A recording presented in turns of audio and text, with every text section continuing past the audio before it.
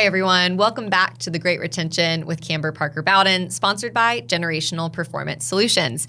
I'm Kamber, founder and CEO of GPS, where we bring you strategies to cultivate a high-performing and committed team in a very rapidly changing workplace. Whether you're looking to enhance cross-generational communication or navigate generational dynamics in the workplace, you've come to the right place.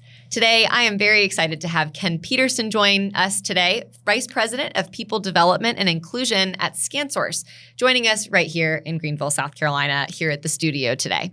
Ken has been a major player in HR for retail and technology distribution industries across the Carolinas. Ken and I are both on the board of the Greenville Chamber together, and I have asked him to join me today to cover the topics of inclusion and workforce development, in addition to what he's seen in people development in HR over the years. Ken, welcome to the show. Thank you so much. I'm really excited to have you. And one of your first podcast appearances, right? Absolutely. And could not imagine having it with anyone else. Well, I'm honored that you chose to join me. Thank you. We're going to get started with what we call a lightning round. Sure. So just in 1 to 2 sentences, if you can answer, what is something that is not on your resume? Something not on my resume. My first job was a school bus driver. No way. Believe it or not. Wow. Yep. 16 years old. Okay. Probably shouldn't have been doing that at 16 years old. But in can't imagine. Right. But in South Carolina, you could back then. Mm-hmm. There's probably a reason why 16-year-olds don't drive a bus now. Yeah. Yeah. Yep. Maybe that was my first. Hopefully it wasn't because of you, but no. No. I was safe, but I can only imagine, right? I can only imagine. That's wild. See, and that's what's challenging about these questions. I want to ask more, but we can't because of time.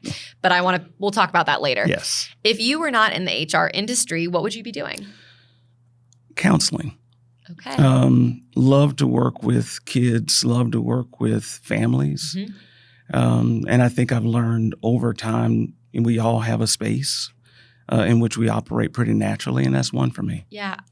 Based on what I know about you and some of the work we've done with the Greenville Chamber Board Task Force, I can see that. Yeah. You're very good at getting people to share. You are a good listener. So I could see that for you. Yeah. Can you tell us about a lesson that you learned as a young professional early in your career?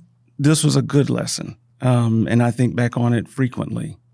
So early in my career, pretty aggressive, very ambitious, a desire to move up quickly, and did so. I was in retail management at the time, and I wanted to move into a corporate role. And my director came and said, hey, you're doing a great job, but focus on the job you're in, not on the job you want to be in. If you focus on the job you're in, it'll help you get to that next level. Yeah. And it did. Yeah, be present. Be present. Right? I love that. And last but not least, what is your preferred style of communication at work? At work and at home, texting. I love a good text. Mm-hmm. It's simple. It's to the point. Yep. I can think through my response. I love a good text. Email sometimes can be a little much. Yeah. That's I love to hear that. We'll talk more about communication today. Does your team know that that's your preferred style? Yes. Okay. Great question. Yeah, they know that. That's an important question, It is too. a very important one. Great. Well, thanks for playing in our lightning round. No problem. Before we jump into the meat of our discussion today, tell us a little bit about ScanSource. Yeah. Tell us what you do at ScanSource and what this company does. It's a great question. I've been with ScanSource for a little over 8 years. I've passed by the building, never knew what it was myself. Mm-hmm. So I'm glad you asked. Yeah. So we are a technology distribution, but also a communication solutions company. We don't produce anything.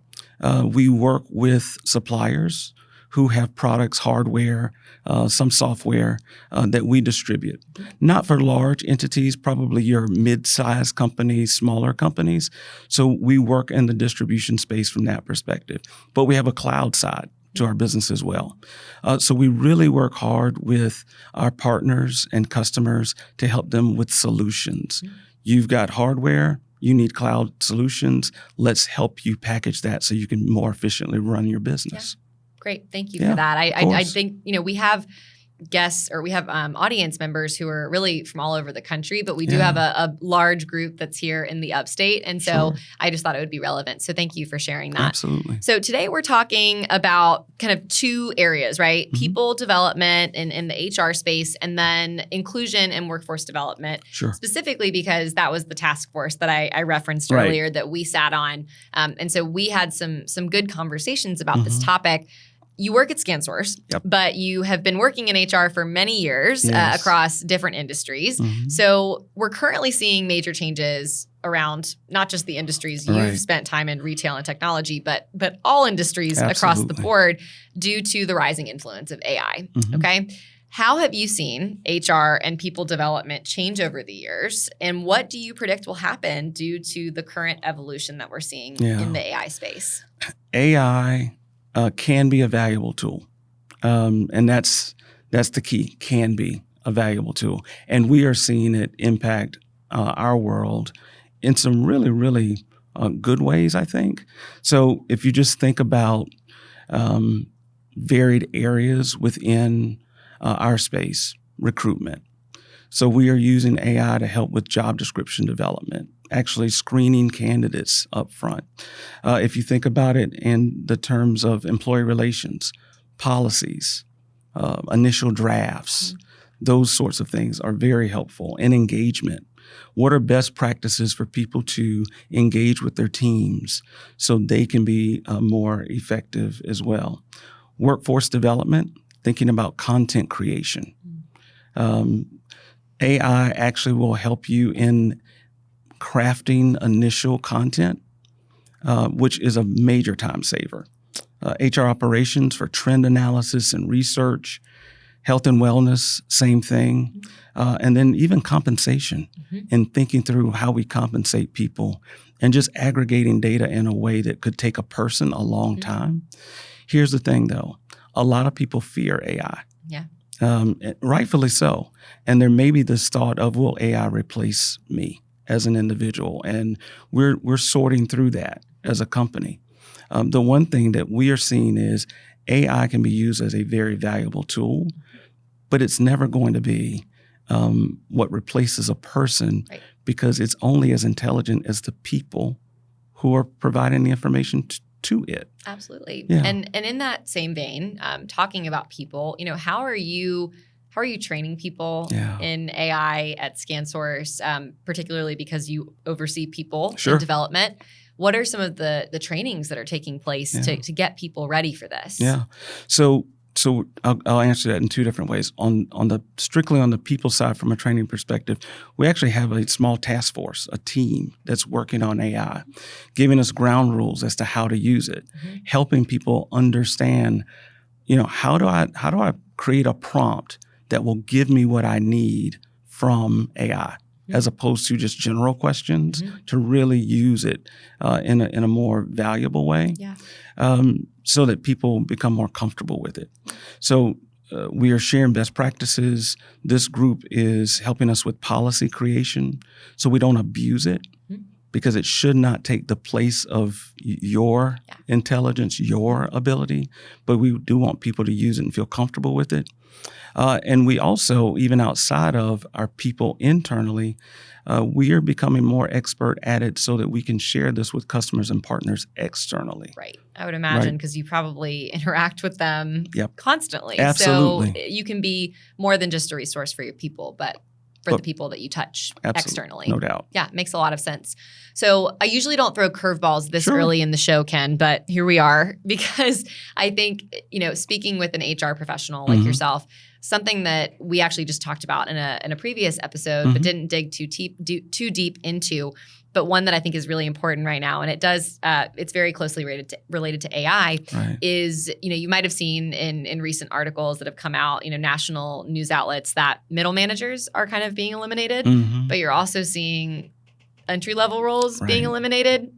What is going on? Can you tell us about it from your perspective? Because I think this is going to be a huge, huge concern for our workforce. That basically means that these younger professionals are coming into the work. It's harder to get a job, but when they're getting in, they're coming at a higher level. What do you make of that? So I think there is an adjustment period going on in the workplace, in general. And I think that is going to require, in some instances, the students that are graduating really thinking through the skills they need to be effective. I think it is requiring companies now to be more thoughtful as to the positions that they post, so that they're not as short term. Because you're right, people come into a role, there's this expectation that the role is going to be there, and the next thing they know, they don't have an opportunity to really grow within a company. So it has an impact on loyalty to that company. And I know companies want people to be loyal, but it's hard to be loyal if you see those types of things happening. So both groups are shifting, and they have to. There's always the desire to be profitable, but there's got to be an equal desire to have people on your team who feel comfortable and confident that they're going to have an opportunity to be successful on that team. So both groups are having to shift, and I think it's incumbent on companies in particular to really think through, what is my job opening? Is it absolutely necessary, so that when we post a position, we know it's a position that will stick? And right now, with how fast things are changing, jobs are changing so incredibly frequently. rapidly, and so the market is tight right now, which puts even more pressure on candidates applying. It's a very, very competitive marketplace right now. It is. It very much is so. And thank you for answering that curveball with grace. So, switching gears slightly, you are in upper management now, and you have been, for many years of your career, your recent career. So it's safe to say that you have probably mentored many people. You've maybe had mentors of your own. From our own data, what we have found is that 60% of young professionals crave access to a mentor, but don't have one. And so would love your thoughts on that, but would also love to see what successes you've had in mentoring in your career.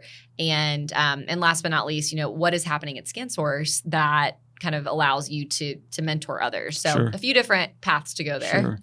No, I think you're right. It is difficult in any instance, personal, professional, what have you, to do it on your own.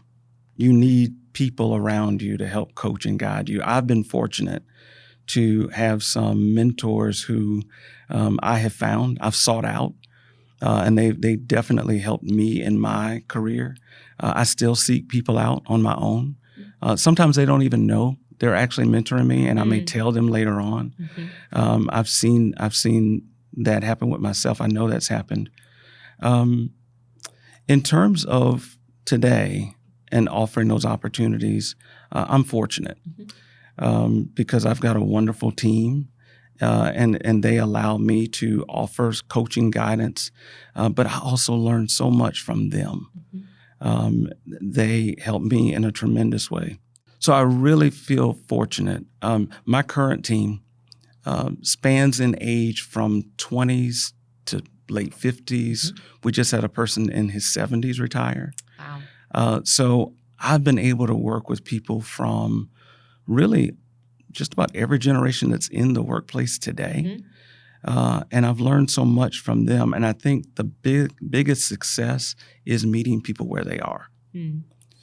It becomes easier to serve as a coach or a mentor when you recognize that, honestly, people want the same things. They desire the same things. You may be at a different point in your career than they are in theirs. Yes.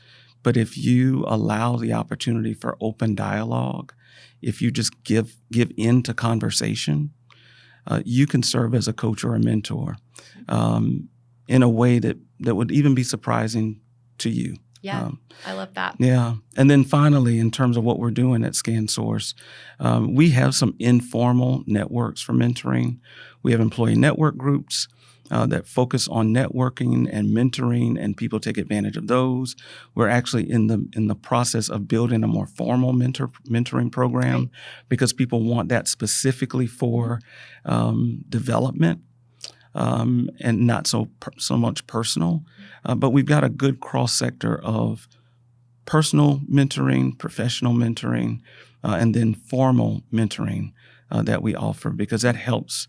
And I know we're going to talk about things like engagement, I'm sure, but it helps with engagement. Yeah, that's so great to hear. What you said that really stood out to me was meeting people where they are. Yeah. That is what we try to preach to all of our clients, all of our audience members, because at the end of the day, we have leaders that come to us and say, well, we can't get these young people to work. Right. Are we meeting them where they are to get them to trust us?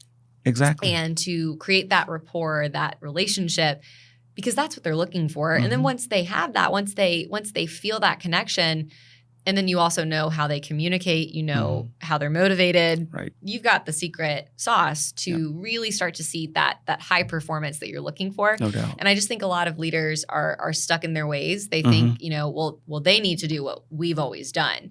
Yeah. I can immediately sense, and I already knew this about you, but I can immediately sense that is not your that's not how you like to lead. Right. So kudos to you. And there are a lot of leaders that have that share your sentiment, but it is something we continue to hear from leaders. Yeah.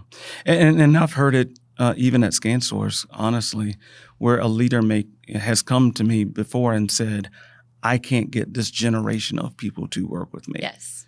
And then on the other side, I've heard employees say, I don't know if I can work with this manager. Right. And oftentimes it has to do with some difference. More often not, it's a difference in age. Right. Right. Yeah. And if you can just get people to come to common places, it helps. Common places are so crucial. Right. And I love hearing your thoughts there, because I think we share very similar thoughts there. Yeah. But let's move on to talk about more of the generations in the workplace, because you kind of helped me out there with a good segue. I'm sure you've seen many of the headlines about today's workforce, whether it is about the skills that younger professionals maybe don't have, right? Yeah. The ones that they lack, or the impending aging workforce of the baby boomers who are exiting at pretty rapid rates. They all speak to a major pain point, the need for robust and continued professional development, which is proven in our research at GPS. We've actually found that professional development ranks number 2 in millennial motivators and number 3 for Gen Z. In your opinion, how can companies improve the development of their workforces in order to keep team members motivated, connected, and retained? Yeah, it is a concern. It's a concern at ScanSource for sure. We survey our employees. We conduct a couple of surveys per year, and we ask them specifically, tell us what those pain points are. It's great to hear the warm and fuzzies of we love the company and all of those great things, but we can't be a great company if we don't ask the more difficult questions. Where are we lacking? What do you need and what do you want? And development always comes up in the top 3. Yeah. Right? It's always there. So we start by asking the questions. Tell us what type of development. And we have found that there is a difference. Yeah. Skills development, for sure. Is my leader or is the company providing skills development? So we have learning split into different kind of work streams. One work stream is all around engagement and enablement development. So that's skills training. And we have people who are focused on helping our employees be more skilled at their job, just the technical aspects of it. Then there's soft skills training, learning and development. Those skills that you need to navigate work, navigate life, deal with coworkers, become more effective in role. So we split it in those 2 different areas and try to offer employees what they need, whether it be professional or professional/personal. Yeah. Okay. I love hearing that, 1, you're surveying your people, but 2, that you are getting very nuanced in the type of trainings that you're offering and development. I would expect nothing less, but it is really great to hear, because some companies that aren't as advanced, they might just have, one blanket type of training. And I think that you're clearly taking what you're learning and moving it forward. One other thing that I just want to mention, you said this in response to my last question, but I think it's relevant here, is that, you said we all want the same things. We do. Right? I say that all the time. We just have different definitions of what those things are, right? We all want flexibility. I feel like for a while there, every time you looked on LinkedIn, it was Gen Z this, Gen Z that. You know, they're all about flexibility. They all want to work from home. I'm like, I don't know many Gen Xers that don't want flexibility. It doesn't mean they want to be at home 5 days a week, but everybody wants flexibility. It just looks a little different. Same thing with benefits, right? Benefits, we all want them. It just might look very different. You might have a Gen Zer who wants pet insurance, and a Gen Xer is caring for their children and basically aging parents, right? Like they're in the middle. It's all based on where they're in their career arc, their life stage. And so I wanted to come back to that because I think it's very applicable to this. Learning and development might look different across age groups and generations. If you're an entry-level employee, your growth is going to be like you have a long way to go in your career compared to somebody who is maybe in a management position or a little bit more senior. It's going to look different. So the definitions have changed. They absolutely have changed. And I love your comments around things, everything from benefits to flexibility. We have from boomers to Gen Z in our workforce. And it looks very different. Flexibility looks different. The sandwich generation, I'm an Xer. So that sandwich generation of parents and kids at the same time, it's a juggling act for sure. But for the Gen Z, the person who's just graduating from school, I never would have even thought about some of the challenges they face. So we do all want the same things. But to your point, it could be packaged differently. So for the person who is juggling both generations, we try to offer services, employee assistance, things of that nature, employee assistance programs, things of that nature, so that people can find the resources that they need at the point they need them. Right? So, and that could be for a large company or a small company. If they can afford the opportunity to provide some employee assistance programs, because sometimes people don't necessarily want to come to you, but they need to speak to someone. If you're running out of the Great Retention podcast episodes to listen to, which shout out to you, we've got just the thing for you. My book, The Generational Advantage, How to Lead, Communicate, and Drive Performance Across Generations can give you the edge you need to better lead your team in the modern workplace. No two generations are exactly alike, which is why your ability to lead a multi-generational team is crucial to attracting, retaining, communicating, and motivating talent. Order it now everywhere books are sold and start gaining your competitive advantage. Visit thegenerationaladvantage.com to learn more. Now let's get back to the show. We have seen research from Gallup, Deloitte, and Pew that all show that employees want to feel like they belong at their jobs, right? We haven't really talked about belonging yet. And that is regardless of generation. So our latest survey that we have at GPS indicated that belonging is in the top 4 biggest motivators for long-term retention, and that was across generations. So what are your biggest tips for business leaders who want to make all of their team members feel included, which I believe is one of the most important things they can do right now in such a divisive society? No, you're right. Belonging, right? So it helps with retention, but it also helps with productivity. It helps with attendance. It helps with improved business results. And oftentimes you'll hear a word like belonging, and some will think, well, that's a soft comment, right? That's a soft need. It's actually not. It's a real business need. And so I think if leaders take a look at belonging from a business perspective and think about its impacts on their workplace, more will, think about it and I think be more concerned as to what things like inclusion and belonging mean. So here are a few things.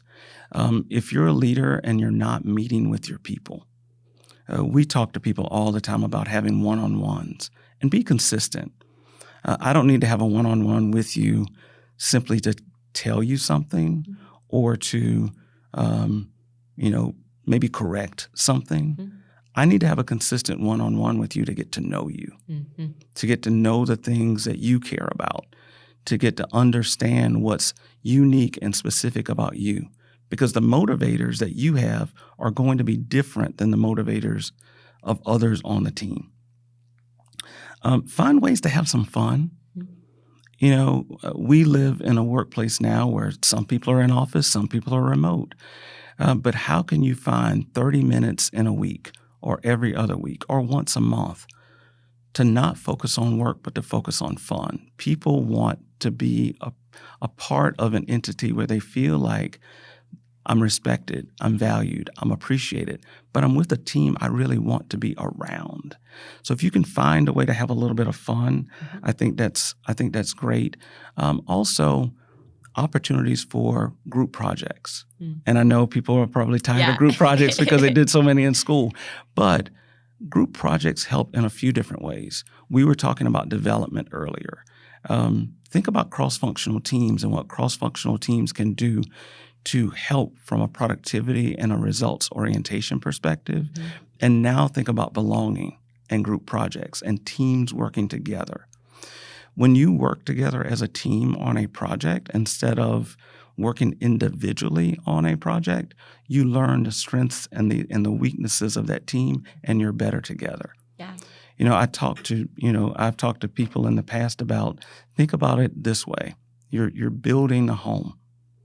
There are a group of independent contractors typically that build one, but they're all interdependent in some way, shape, or form. Right. No great house without a solid foundation. And even if the foundation is great, no great home if the roof is leaking. People need to be connected, and you can find ways to make that connection through those types of projects. So then people feel as though they belong, when they feel valued and appreciated. Yeah, so many things to pull out from there, honestly, Ken. I mean, one of those being, for leaders listening or watching the show right now, how do you tie back the results of making your workplace inclusive and making people feel like they belong? It's not only going to help with retention, it's going to help with productivity. And leaders who don't understand that will see the challenges from not incorporating that into their strategies. Maybe not immediately, but long term, that they're going to be in trouble is kind of how I view that. And I love your concept about have fun. Like, I think we're so heavy right now, just in general in our workplace, in our world. And so this is a place where you are working with these people all the time. I need to hear that and remind myself of that from my own team, because it's so easy to get caught up in the work and you're moving full speed ahead, but take a step back and have fun, because we're working with each other a lot of the time, more so than our spouses and our when we get home, right? Like, we're ready to go to bed. It's so I think the concept of having fun is one that shouldn't be taken lightly. Yeah. So I really like that perspective. Yeah. Work is demanding. It should be demanding. It's work. It is work, right? And all companies are results oriented, and all of that comes with the territory. But if you can create an environment people want to be a part of, then you get discretionary effort from your team. Yes. And we should strive for that discretionary effort, not just, quote unquote, clocking in and clocking out for the number of hours per week, but what am I willing to do because I want to do it? Yep. How am I a part of a team because I want to be a part of that team? Yeah. And when people connect in that way, you don't have to worry about productivity and results. It happens. I think that's really well said. One of my last questions for you today, Ken, it's flying by, I know, is talking about what's happening in the future. What does the future of HR and workforce development look like to you? What are you paying attention to? What do you kind of see on the horizon? Yeah, not just saying this because we're a technology company, but I think companies embracing technology, even from an HR perspective. We talked about AI before, but all forms of technology, because we do work in demanding entities, areas, we have to embrace technology so we can become more efficient, provide leaders data so that they can make better decisions on talent, help create a learning culture. If you don't have a learning management system that you can use to push curated content so people can learn independently at their own pace, I'd encourage that, because we are accustomed now to working and learning in that way. So if you've not invested in that, I'd encourage it. That would be another one. Thinking about change and change management, we are changing so quickly. You've mentioned it a few times about how quickly our world is changing, and it is. Companies are changing because of the pace of what's going on holistically. So if we've not invested in change management efforts to really help people navigate change, then we may find that we lose talent because that talent doesn't exactly know what's going on because we've not communicated it well, or they don't know how to navigate their way through what's happening within that organization. So, and I think finally, finding opportunities to communicate with your team. If you don't survey and ask the team for feedback, you'll never know what they're thinking.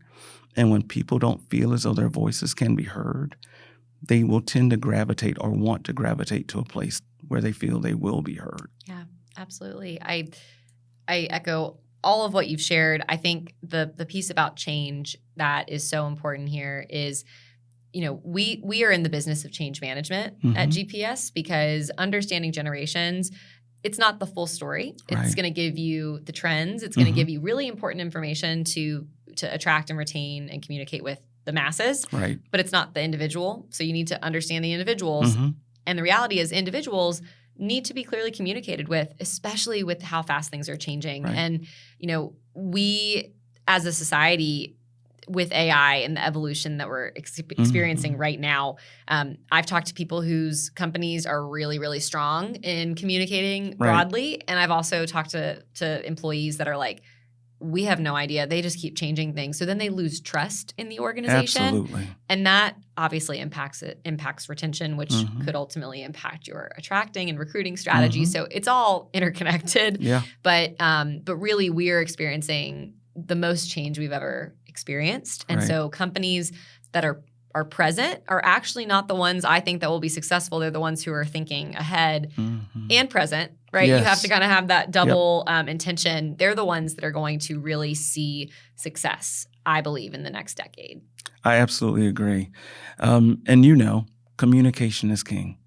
If you communicate well, even if something's not going to your liking, even if it's going to be a difficult conversation with your team, communicate. Yes. And oftentimes, companies won't communicate if they think it's something negative.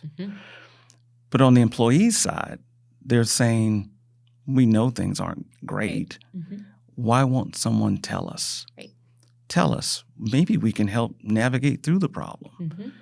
But to your point about trust, the first thing the employee will say is, they don't trust me. Yeah. They don't trust us. So that communication piece is just absolutely mission critical. Yeah, it is. Yeah. Any last words of wisdom or anything that we didn't talk about today, Ken, that you want to share before we wrap up? Well, first, thank you. This was a wonderful, wonderful opportunity. I appreciate it. I think, kind of where we left off, if there's anything to leave, it's around finding ways to connect with your people and understanding that each person on your team is different. And if you are a leader who is managing from this kind of old school cookie cutter approach, where I treat my people fairly, but I don't treat them individually. I don't think about equity and what that may mean for the person, then you could be losing talent. Or worse, you may have talent that is there but not delivering to the best of their ability. Right. And then they might as well not even be there. They may not, at that point. Absolutely. Yeah, what a great way to end the episode. Ken, thank you so much for joining us today on The Great Retention. Yeah. I'm really, really excited that you came on the show, and I know our audience will be very excited to listen to your insights as well. Appreciate it. Thank you. Thank you. And thank you for tuning in to The Great Retention this week. Before you go, remember this. The generational landscape is shifting, as we just talked about today, and today's workforce is not the same one we once knew. Our mission is to help you save time and money by identifying these shifts and demystifying generational differences through our workshops, our keynotes, leadership programs, and workforce planning. Contact us today if you're interested in transforming your multi-generational workforce, and let's drive your business towards long-term sustainability and success. And last but not least, please go ahead and order my book, The Generational Advantage. It hits shelves this September. Would love to hear your thoughts. It talks about everything that we cover here on the podcast, and I think you will really enjoy it. So thank you again. We'll see you next week.